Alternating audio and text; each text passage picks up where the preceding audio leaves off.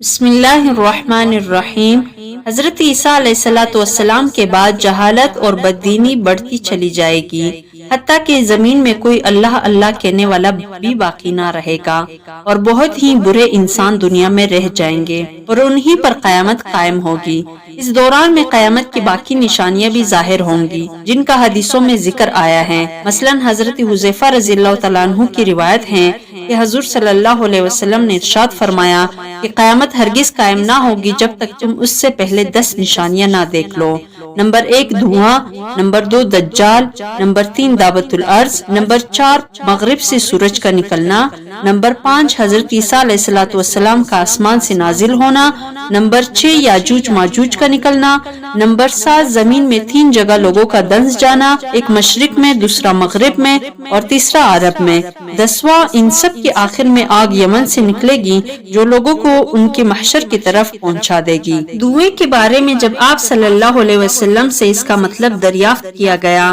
تو آپ صلی اللہ علیہ وسلم نے ارشاد فرمایا کہ ایسا دھواں ہوگا کہ جو مشرق سے مغرب تک خلا بھر دے گا اور 40 دن رہے گا۔ اس دھوئیں سے اہل ایمان کو زکام کی طرح تکلیف محسوس ہوگی اور کافر بے ہوش ہو جائیں گے۔ دعوت الارض یعنی ایک ایسا جانور جو زمین سے نکل کر اہل ایمان کی پیشانی پر نورانی خط کھینچ دے گا اور کافروں کی ناک یا گردن پر سیاہ مہر لگا دے گا۔ حضرت شاہ صاحب رحمۃ اللہ علیہ لکھتے ہیں کہ جس روز مغرب سے آفتاب نکل کر واپس ہو کر غروب ہوگا، اس سے دوسرے دن صفا پہاڑ زلزلہ سے پٹ جائے گا اور اس میں سے ایک عجیب شکل کا جانور نکلے گا جس کا منہ انسانوں کی منہ کی طرح ہوگا اور پاؤں اونٹ جیسے ہوں گے اور گردن گھوڑے کی گردن کی مشابہ ہوگی، اس کی دم گائے کی دم کی طرح اور کر ہرن کی کرو جیسے اور سینگ 12 سنگے کی سینگوں کی مشابہ ہوگی۔ ہاتھوں کے بارے میں لکھتے ہیں کہ اس کے ہاتھ بندر کے ہاتھوں جیسے ہوں گے۔ پھر لکھتے ہیں کہ وہ بڑی فصاحت سے لوگوں سے گفتگو کرے گا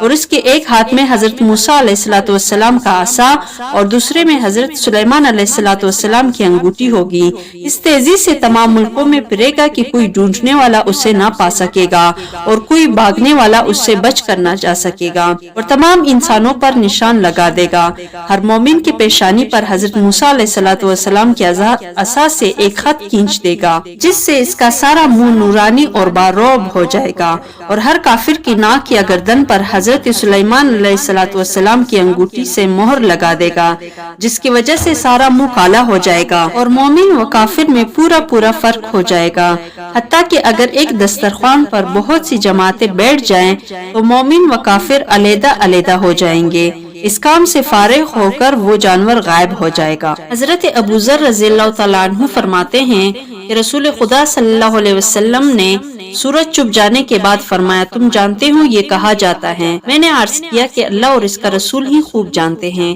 اس پر آپ صلی اللہ علیہ وسلم نے ارشاد فرمایا کہ بے شک یہ چلتے چلتے عرش کے نیچے پہنچ کر خدا کو سجدہ کرتا ہے اور حسب عادت مشرق سے طلوع ہونے کی اجازت چاہتا ہے اور اسے اجازت دے دی جاتی ہے، اور ایسا بھی ہونے والا ہے کہ ایک روز یہ سجدہ کرے گا اور اس کا سجدہ قبول نہ ہوگا اور مشرق سے طلوع ہونے کی اجازت چاہے گا اور اجازت نہ دی جائے گی اور کہا جائے گا کہ جہاں سے آیا ہے وہی واپس لوٹ جا، چنانچہ سورج واپس ہو کر مغرب کی جانب سے طلوع ہوگا۔ حضرت صفوان بن عسال رضی اللہ تعالیٰ عنہ فرماتے ہیں کہ رسول اکرم صلی اللہ علیہ وسلم نے ارشاد فرمایا کہ بلا شبہ اللہ تعالیٰ نے مغرب میں توبہ کا ایک دروازہ بنایا ہے جس کا عرض 70 سال کی مسافت ہے، یعنی وہ اس قدر وسیع ہے کہ اس کی جانب سے دوسرے جانب تک پہنچنے کے لیے 70 سال درکار ہیں۔ یہ دروازہ اس وقت تک بند نہ ہوگا جب تک مغرب سے سورج نہ نکلے۔ مطلب یہ ہے کہ جب آفتاب مغرب سے نکل آئے گا تو نہ کافر کا مومن ہو جانا قبول ہوگا اور نہ کسی ایمان والے کی گناہوں سے توبہ قبول کی جائے گی۔ بخاری اور مسلم کے ایک حدیث میں یہ صاف تصریح آئی ہے کہ جب سورج کو مغرب سے نکلا ہوا دیکھیں گے تو سب ایمان لے آئیں گے اور اس وقت کسی کا ایمان یا توبہ قبول نہ ہوگی۔ حضرت ابو موسیٰ رضی اللہ تعالیٰ عنہ فرماتے ہیں کہ رسول خدا صلی اللہ علیہ وسلم نے ارشاد فرمایا کہ بلا شبہ رات کو خدا اپنا ہاتھ پھیلاتا ہے تاکہ دن کے گنہگار توبہ کر لے، اور بلا شبہ دن کو خدا ہاتھ پھیلاتا ہے تاکہ رات کے گنہگار توبہ کر لے جب تک سورج مغرب سے طلوع نہ ہو۔ حضرت شاہ صاحب رحمۃ اللہ علیہ لکھتے ہیں کہ ایک رات اس قدر لمبی ہوگی کہ مسافر چلتے چلتے گھبرا جائیں گے اور بچے سوتے سوتے اکتا جائیں گے اور جانور جنگل جانے کے لیے چلانا شروع کر دیں گے، لیکن سورج ہرگز نہ نکلے گا، حتیٰ کہ لوگ خوف اور گھبراہٹ سے بے قرار ہو کر گریہ وزاری اور توبہ کرنے لگیں گے۔ یہ رات 3-4 راتوں کی برابر لمبی ہوگی اور لوگوں کی سخت گھبراہٹ کے وقت تھوڑی سی روشنی لے کر پچھم کی جانب سے سورج نکل آئے گا۔ اس کی روشنی ایسی ہوگی جیسے گہن کی وقت چاندنی کی ہوتی ہیں۔ فتح الباری میں ایک حدیث نقل کی گئی ہے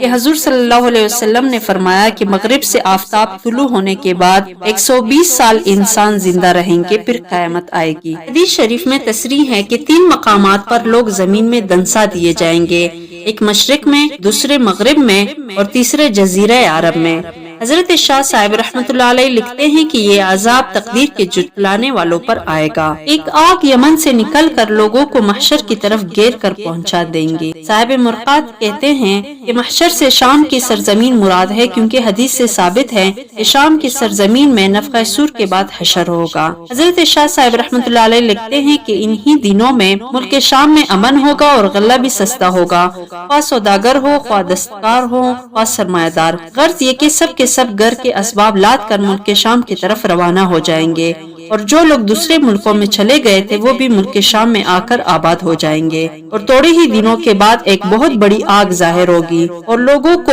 پیچھا کرتے ہوئے ملک شام پہنچا دے گی۔ اس کے بعد وہ آگ غائب ہو جائے گی۔ کچھ عرصہ بعد لوگ اپنے اپنے وطنوں کا رخ کریں گے اور دوسرے ملک میں بھی آدمی جا کر واپس جائیں گے، لیکن ملک شام میں پوری آبادی رہے گی۔ یہ قیامت کے نزدیک بالکل آخری علامت ہوگی اور اس کے 3-4 سال بعد قیامت آ جائے گی۔